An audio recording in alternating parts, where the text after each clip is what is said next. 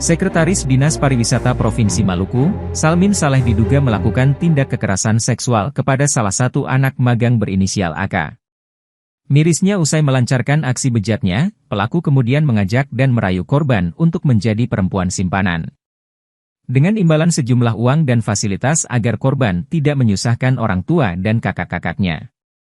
Diberitakan sebelumnya, Sekretaris Dinas Pariwisata Provinsi Maluku, Salmin Saleh dilaporkan atas kasus pencabulan terhadap anak di bawah umur.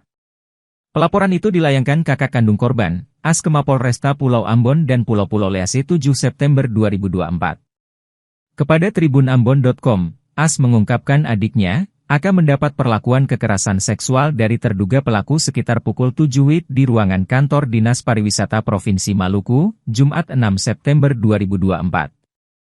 Hingga berita ini diterbitkan tribunambon.com berupaya menghubungi Sekretaris Dinas Pariwisata Provinsi Maluku, Salmin Saleh, namun dirinya tidak membalas pesan maupun menjawab telepon WhatsApp.